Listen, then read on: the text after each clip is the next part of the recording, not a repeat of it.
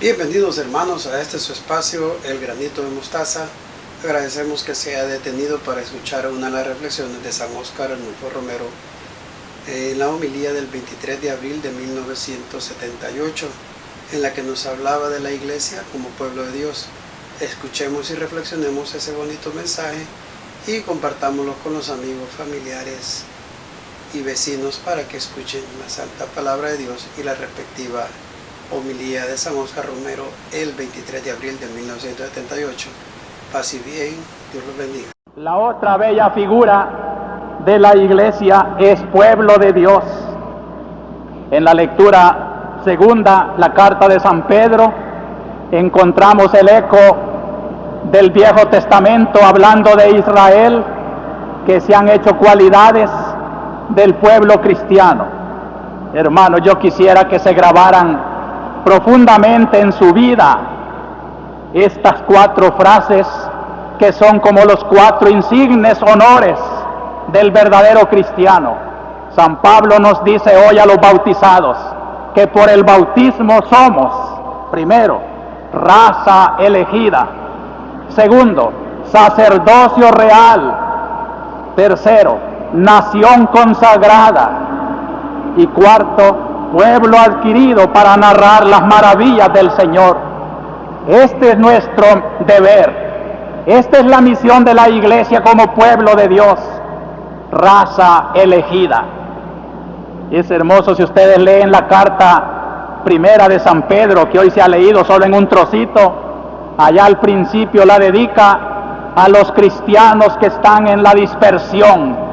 Es una frase para decir: el cristiano, por su bautismo, constituye una raza elegida, cualquiera que sea el color de su piel, cualquiera que sea su categoría social, cualquiera que sea su color político. Es una raza elegida. Es como los israelitas cuando tenían que emigrar de su nación y vivir en la diáspora. Donde quiera que vivían, recordaban el origen y el destino de su historia. Así todo cristiano, donde quiera que esté, debe sentir su raza elegida. Por el bautismo me he hecho raza de Dios. Por el bautismo soy consanguíneo de Cristo. Voy llevando en mi sangre, en mis venas, en mi vida, esta dinastía de Dios. ¡Qué honor! Sacerdocio real quiere decir que este pueblo de bautizados tiene verdaderas funciones sacerdotales. Como quisiera tener tiempo, hermanos, para describirles en qué consiste la función sacerdotal del pueblo. Desde el día en que un niño se bautiza, se incorpora a un pueblo puesto en el mundo para dar culto a Dios. Esto es lo sacerdotal, dar culto. Y San Pedro dice que somos sacerdotes para dar culto espiritual a Dios. La vida del bautizado, cualquiera que sea su profesión, es un culto a Dios. Misa no solo se celebra el domingo en catedral. Misa es la del hombre que hace de su vida un culto al Señor. Nunca de sus labios una mentira, nunca en su conciencia un resentimiento, un odio. En su profesión, por más humilde que sea, a la gloria de Dios. Y así está celebrando misa el hojalatero, el carpintero, el barrendero, la señora de mercado, el estudiante, el profesional. ¿Cuántas categorías de vida están escuchando esta palabra? Y yo les digo, hermanos, todos ustedes son sacerdotes que celebran su misa en su propia profesión, en su propia vida. No pierdan el sentido divino de su existencia. Y cuando el dolor los pruebe, ustedes, queridos enfermitos que me escuchan, sé que me están escuchando allá en el querido Hospital de la Divina Providencia, como en tantos otros hospitales y en tantos lechos de enfermo, sé que ustedes, queridos enfermos, como Juan 23, pueden decir, cuando le dijeron a Juan 23 que la enfermedad era grave y que tenía que acostarse, Juan 23 dijo: también la cama es un altar y yo ahora soy la víctima de ese altar. Qué hermoso concepto. Así puede decir también el trabajador, la empleada que va a su oficio. También mi oficio es un altar y en ese caso yo soy la víctima sagrada de ese altar. Voy a trabajar con gusto, voy a cumplir mi deber. Díganme, hermanos, si esto es subversión. Digan si esto es revolver las cosas y no ponerlas en su puesto. Decirle a los políticos también: ustedes pueden ser hostias sagradas para Dios si cumplen su trabajo político con verdadero sentido cristiano. Decirle también al que tiene dinero y haciendas: tú también puedes ser víctima sagrada a Dios si eres bautizado, eres hostia de un altar, si le das un sentido social de justicia, de cristianismo, de hermandad a tus relaciones con todos tus hermanos. Esto es ser cristiano, ser bautizado, ser pueblo de Dios, raza elegida, sacerdocio real, nación consagrada, una nación puesta en el mundo para ir proclamando las maravillas del Señor, pueblo adquirido por Dios. Nos ha comprado Cristo con su sangre, no nos pertenecemos a nosotros. Cristo es nuestro dueño, es nuestro rey, y Él tiene que gobernar sobre nosotros. Si alguno no quiere que Cristo reine sobre él, haría bien, como dicen los cristianos allá en Alemania, donde les obligan a pagar un impuesto para ayudar a su propia religión. Cuando ya no quieren pagar ese impuesto, van a decir: yo ya no soy cristiano, bórreme del libro del bautismo. Sería preferible, no porque no nos cobraran un impuesto, sino porque no quiero aportar a esta hora en que el pueblo de Dios tiene que ser pueblo escogido, nación consagrada, valiente comunidad para proclamar las maravillas de Dios y denunciar las injusticias del pueblo que nos circunda. Sería preferible borrarse del libro de la parroquia y no llamarse cristiano que ser bautizado e ir arrastrando la ignominia de los paganos y los pecadores, bautizados pero paganos en el corazón. A esto viene nuestra fiesta de Pentecostés, a revivir esta conciencia cristiana de nuestro pueblo, a decirle como San Pedro en la lectura de hoy, que recordemos nuestra dignidad de raza elegida, de sacerdocio real, nación consagrada y pueblo adquirido. Y finalmente, hermanos, este pensamiento del Cristo que retorna en el Espíritu a los suyos, a nosotros, y hace de nosotros una comunidad de servicio, una comunidad de amor, una comunidad de jerarquía, una comunidad de oración. La comunidad, la comunión, esto es lo característico de la Iglesia.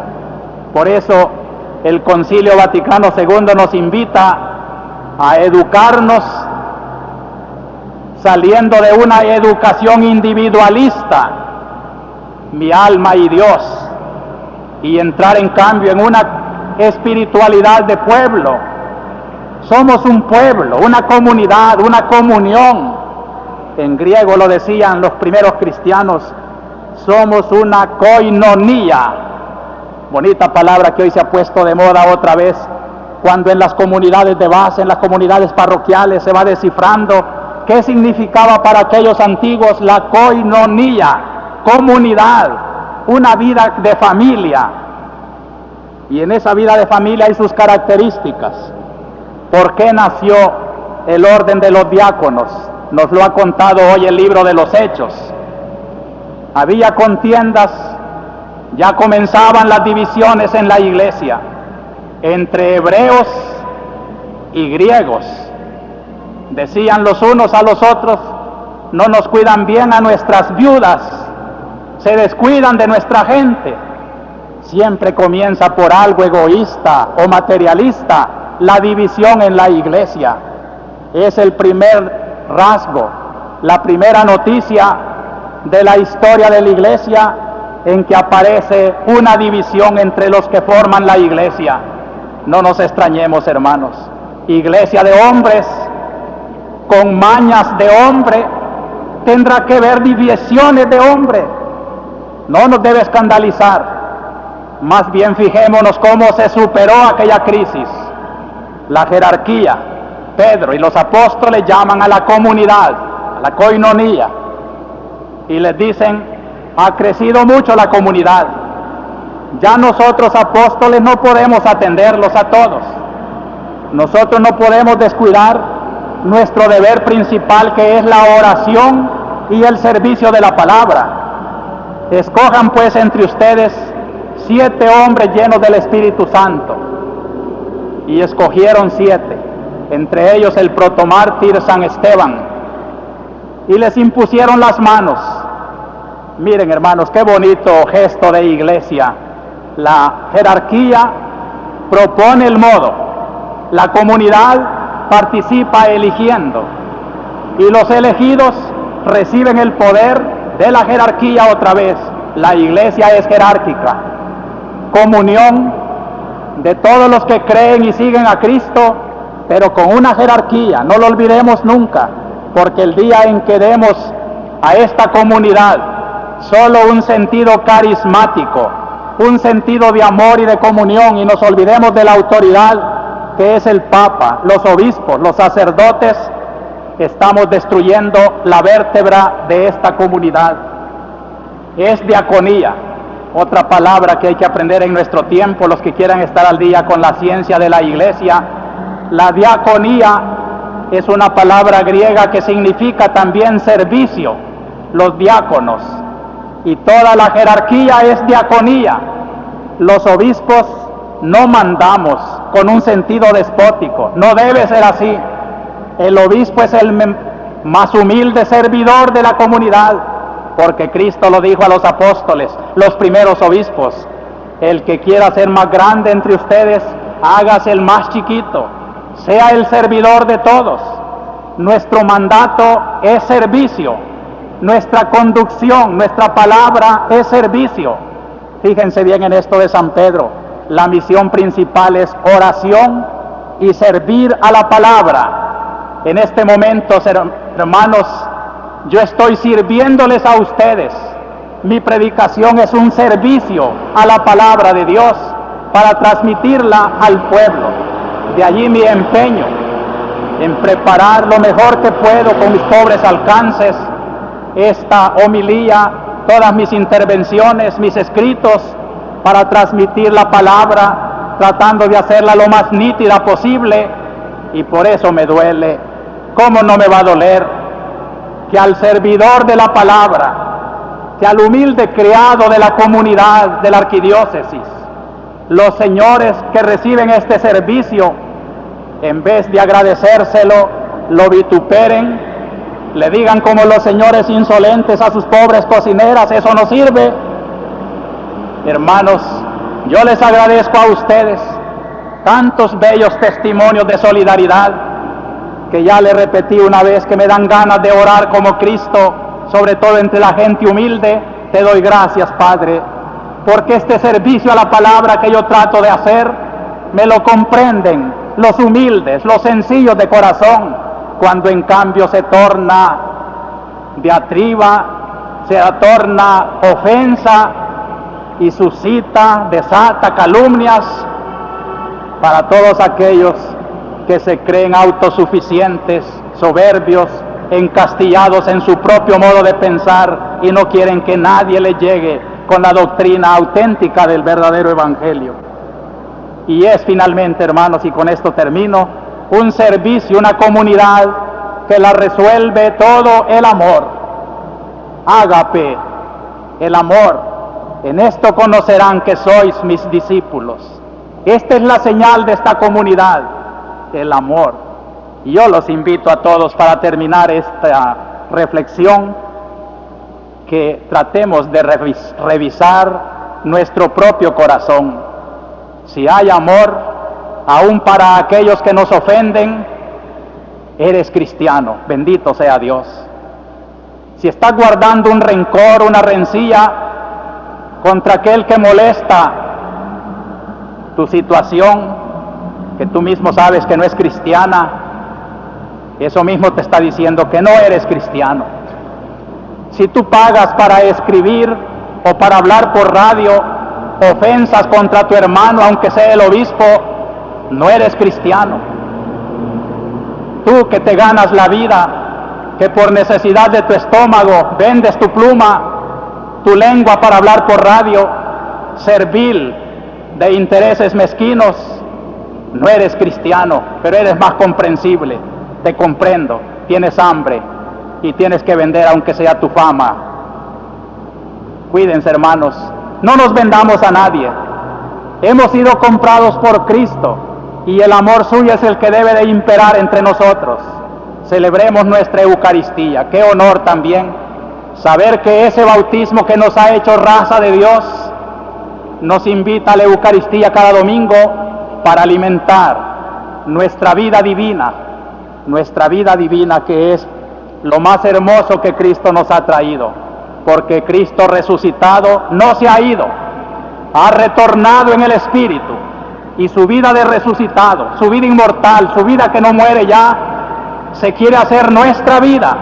Nosotros podemos hacer nuestra esa presencia, esa vida de Cristo entre nosotros, por los sacramentos, por la fe. Por eso proclamemos ahora, pues con una convicción profunda de que Cristo está aquí entre nosotros, el credo de nuestra misa.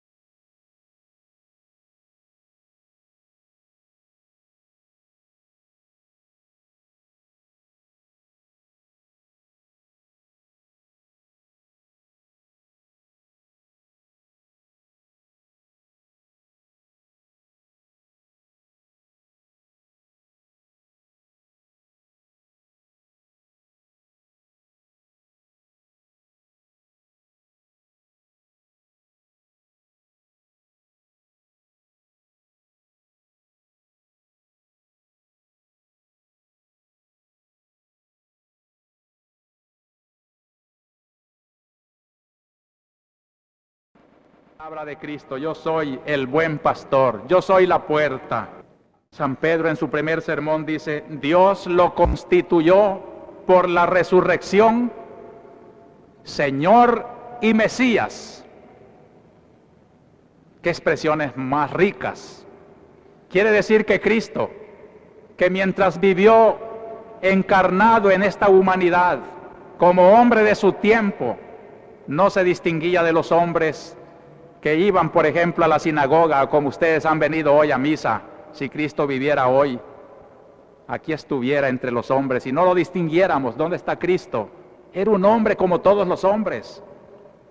Pero cuando llegó su hora y Él dice, ha llegado la hora de mi exaltación, ahora lo va a distinguir el Señor. Primero humillándolo como no se ha humillado otro hombre.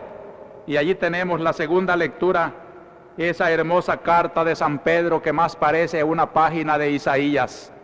Silencioso, oveja llevada al matadero, nos enseñó con su actitud humilde cómo se debe de sufrir. Mesías, el Mesías que encarna todas las profecías del Viejo Testamento, cargará sobre sus espaldas los pecados de todos nosotros. Y San Pedro dice que este Cristo es nuestro Salvador precisamente por su sufrimiento.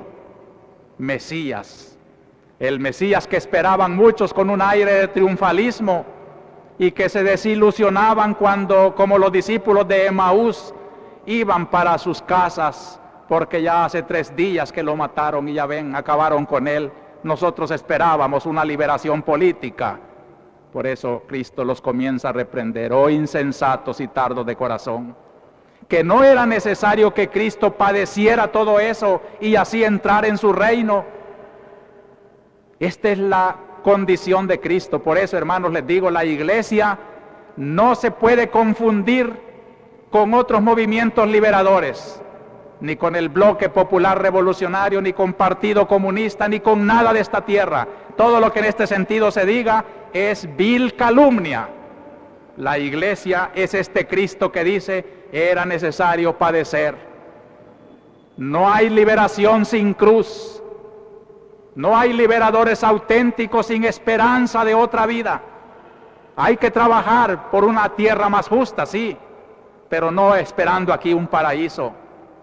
El Mesías nos habla de una liberación comprada con sangre y dolor.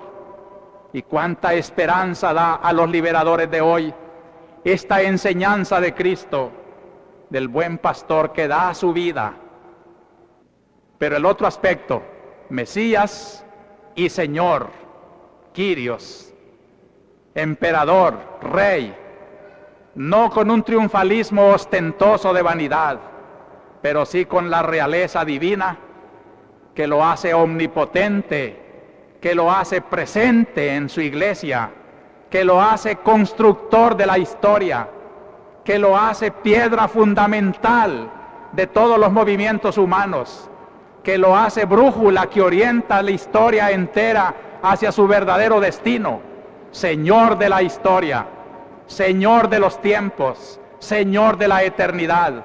Él es la clave que abarca el antes, el hoy y el después.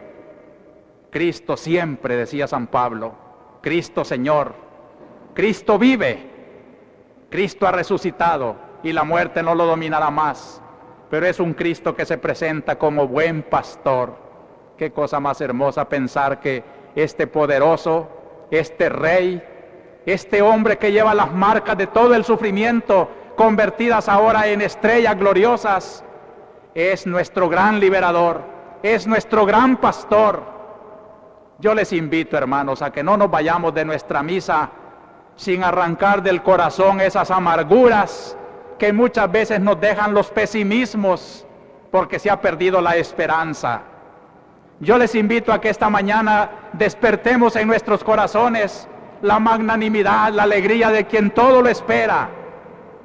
Yo les invito a todos, y quien me diera poder insistir en el corazón de los que gobiernan, de los que dirigen con su capital y su dinero los destinos de nuestra patria, lo mismo que los campesinos, los pobres, los obreros, los marginados, que unos y otros dijéramos: no hay redención si no nos viene de Cristo.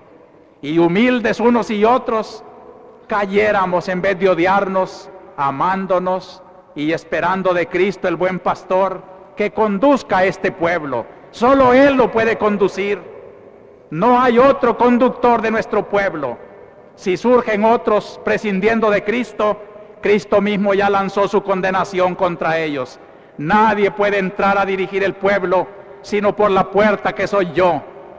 Y si alguien ha entrado por otro lugar que no es la puerta, ese es ladrón y bandido.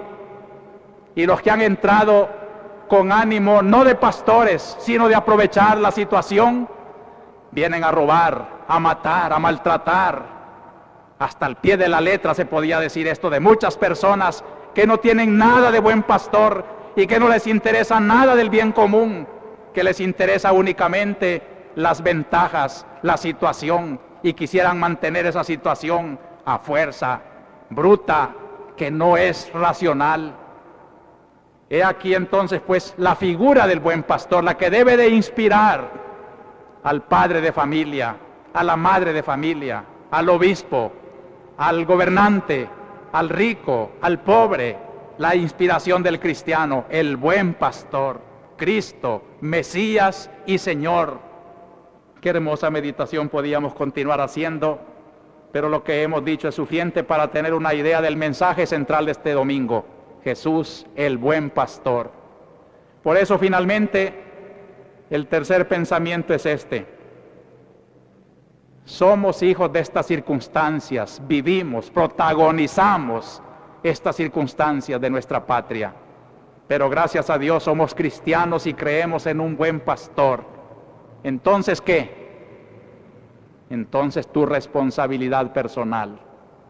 Este buen pastor, como nos lo presentan las tres lecturas de hoy, es un pastor que llama a colaboración.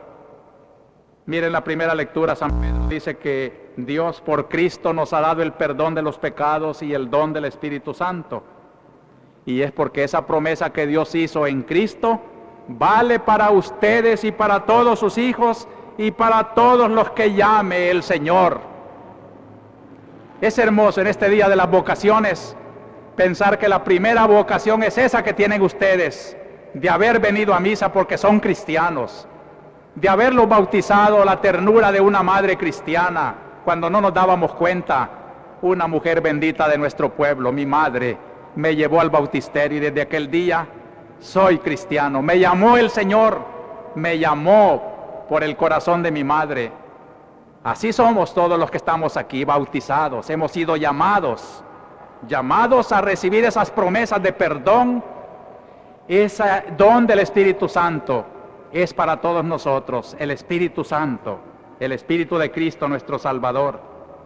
Y en la segunda lectura también el concepto vocacional, cuando dice obrar el bien y sufrir, es cosa hermosa ante Dios. Pues para esto habéis sido llamados, ya que Cristo también padeció. Hermanos cristianos, el que piense que el cristianismo es una clave para no sufrir, está equivocado. Aquel que ya dejó de rezar porque le pidió mucho al Señor que lo curara de su enfermedad o le diera una mejor suerte y dice, sí, Dios no me oye, yo sigo en la miseria, pobre y desgraciado, ya no rezo más, no ha comprendido la dignidad de su vocación. Nos ha llamado a sufrir, y aquel que no tuvo pecado es Cristo, es el que más ha sufrido. Y ya que estamos en una iglesia de la Virgen, pensemos que junto a Cristo el inocente, la Virgen que no tenía mancha, también padeció junto a la cruz las 7 espadas en su corazón, porque a esto nos llama el Señor, a sufrir. Pero a sufrir mientras se hace el bien. Miren qué contraste, qué política la de Dios. De modo que el premio por hacer el bien no va a ser estar bien yo. Dice claramente hoy San Pedro en su carta, obrar el bien y sufrir. Qué cosa más hermosa ante Dios. Pues para esto habéis sido llamados, ya que Cristo también padeció. Por eso les digo, hermanos, una liberación que no quiere ser comprada a base de dolor, de sufrimiento, es una pura mentira. No existe un paraíso en esta tierra. La liberación completa será más allá de nuestra muerte, pero ya tiene que comenzarse a realizar en esta tierra. Y es necesario, pues, desinstalarse. Me da pena, hermanos, que en estas horas en que el pueblo ya no aguanta una situación, haya tanta gente indiferente, porque prefieren, como los de Egipto muchas veces, seguir comiendo las cebollas de Egipto.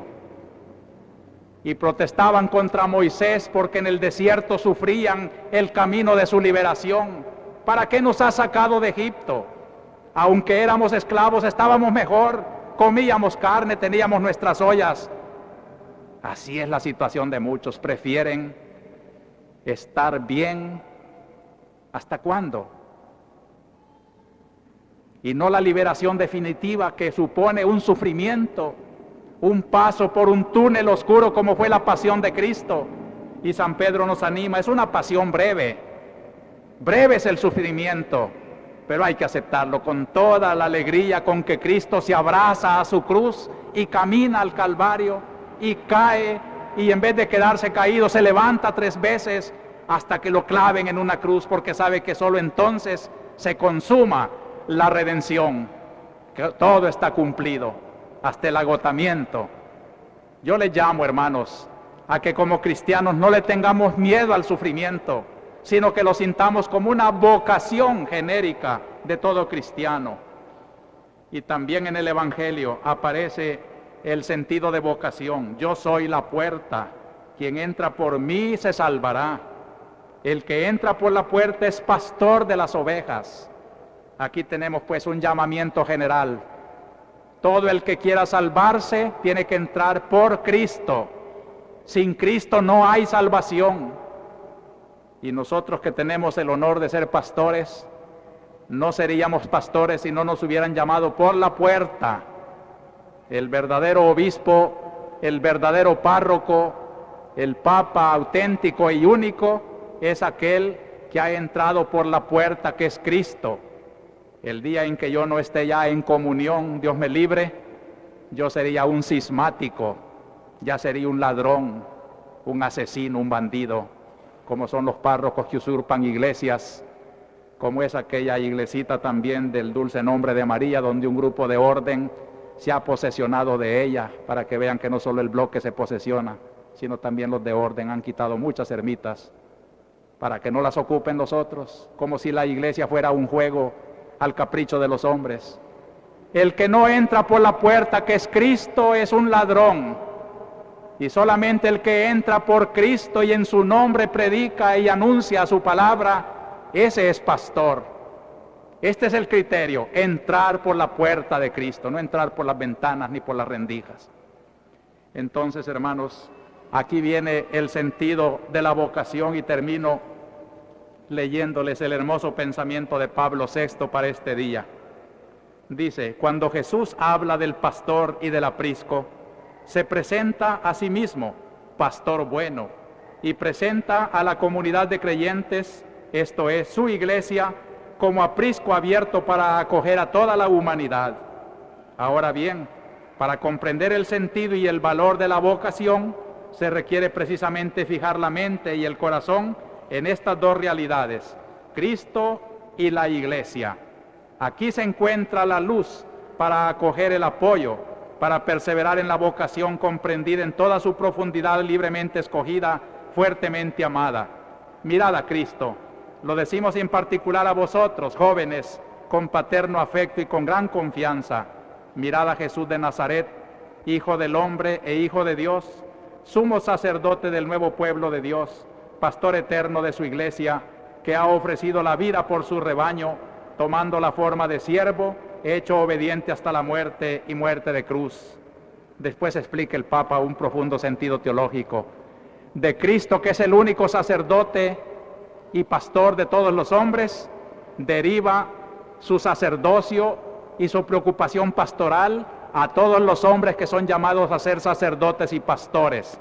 Por eso la vocación de los seminaristas, de los obispos, de los sacerdotes no se entiende sin tener en cuenta al Cristo, que es el único sacerdote, y tampoco se entiende sin comprender la iglesia como rebaño de Cristo, donde Cristo es el pastor y nosotros solo hacemos su presencia visible en medio del pueblo.